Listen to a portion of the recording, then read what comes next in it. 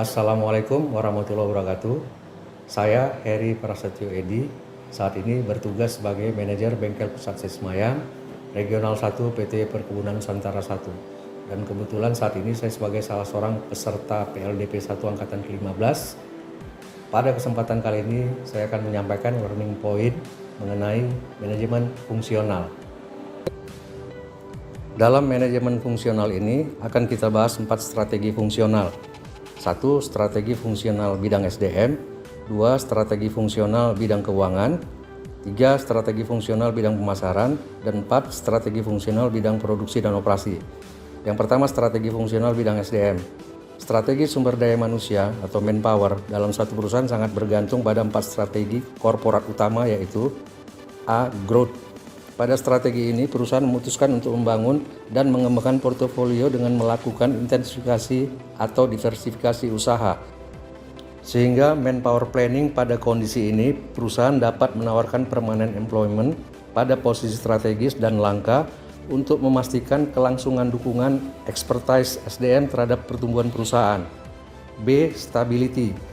Ketika perusahaan memutuskan untuk mempertahankan bisnis, tidak membesarkan dan tidak menciutkan, yang dapat dilakukan adalah melakukan pause untuk membenahi internal guna bersiap melakukan lompatan pertumbuhan. Fokus mengejar profit dan tidak melakukan perubahan strategi apapun. Strategi sama, produk dan pasar sama. Manpower planning pada kondisi ini adalah perusahaan sebaiknya tidak melakukan penambahan SDM. Perusahaan dapat mengoptimalkan pemanfaatan SDM dengan melakukan pemerataan beban kerja dan meninjau ulang proses bisnis untuk menyederhanakannya. C. Retrenchment. Ketika perusahaan hendak menciutkan skala bisnis, bahkan menutup suatu bisnis. Manpower planning pada kondisi ini, perusahaan dapat melakukan pengurangan karyawan. Kemudian strategi yang kedua adalah strategi fungsional bidang keuangan, di mana strategi fungsional bidang keuangan ini meliputi 2 hal, yaitu tujuan fungsional keuangan dan fungsi manajemen keuangan. Tujuan fungsional keuangan yaitu memaksimalkan nilai perusahaan, di mana jangka pendek adalah memaksimalkan keuntungan dan jangka panjang adalah memaksimalkan nilai saham kepuasan pemegang saham dan melancarkan operasional perusahaan. Kemudian menjaga kontinuitas bisnis atau business continuity, yaitu memperoleh dana, mengelola dana, dan mengalokasikan dana dengan tujuan memberikan profit dan kelangsungan usaha suatu organisasi atau perusahaan. Fungsi manajemen keuangan menurut Rianto, secara umum terdapat 2 fungsi manajemen keuangan bagi perusahaan, yaitu fungsi penggunaan atau pengalokasian dana, di mana dalam pelaksanaannya manajemen keuangan harus mengambil sebuah keputusan investasi ataupun pemilihan alternatif investasi. Fungsi perolehan dana, yang juga sering disebut sebagai fungsi mencari sumber pendanaan, di mana dalam pelaksanaannya manajemen keuangan harus mengambil sebuah keputusan pendanaan atau pemilihan alternatif pendanaan atau financing decisions. Kemudian kita masuk kepada strategi ketiga, yaitu strategi fungsional bidang pemasaran. A. Definisi pemasaran. Menurut Kotler, pemasaran adalah suatu proses sosial dan manajerial di mana individu dan kelompok mendapatkan apa yang mereka butuhkan dan inginkan dengan menciptakan, menawarkan, dan mempertukarkan produk yang bernilai di dalam pasar. Menurut Westanton, adalah suatu sistem total dari kegiatan bisnis yang dirancang untuk merencanakan, menentukan harga, promosi, dan mendistribusikan barang-barang yang dapat memuaskan keinginan dan mencapai pasar sasaran serta tujuan perusahaan. B. Fungsi pemasaran. Manajemen pemasaran adalah suatu usaha untuk merencanakan, mengimplementasikan, yang terdiri dari kegiatan mengorganisasikan, mengarahkan, mengkoordinir, serta mengawasi atau mengendalikan kegiatan pemasaran dalam suatu organisasi agar tercapai tujuan organisasi secara efisien dan efektif. Fungsi pemasaran meliputi 1. Perencanaan pemasaran, 2. Implementasi pemasaran, dan 3. Pengendalian pemasaran. C. Elemen inti pemasaran, yaitu ada 2, pasar dan perilaku pasar, di mana pasar adalah dimaksudkan sebagai kelompok individu atau organisasi yang memiliki kebutuhan dan keinginan yang ingin dipuaskan dengan disertai daya beli serta memiliki kemauan untuk membelanjakan daya beli itu. dan perilaku pasar adalah mencerminkan perilaku individu-individu yang ada di dalam satu kelompok tertentu.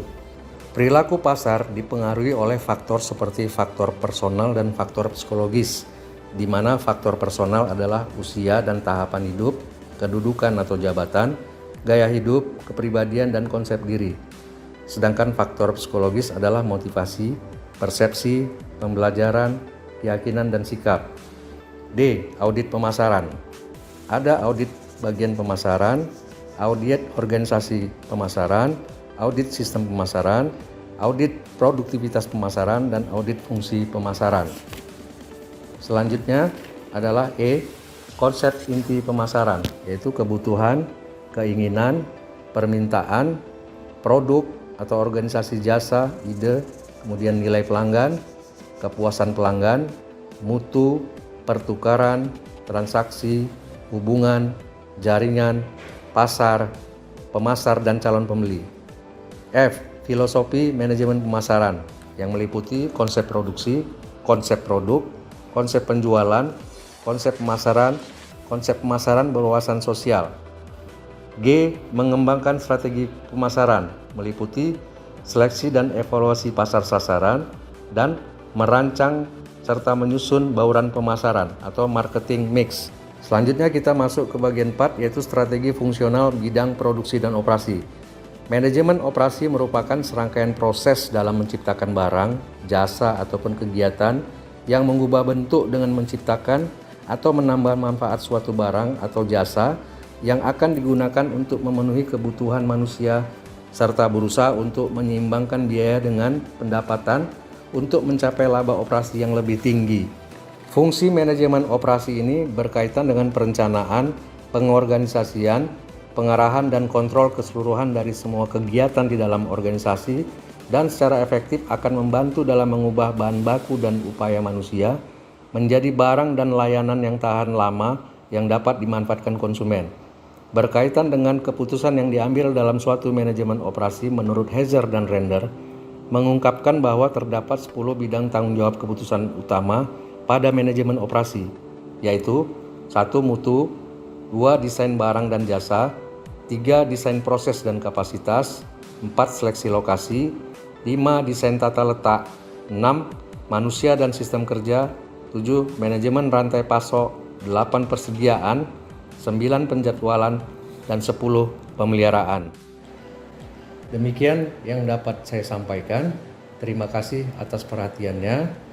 Wassalamualaikum warahmatullahi wabarakatuh. Salam sehat dan sejahtera.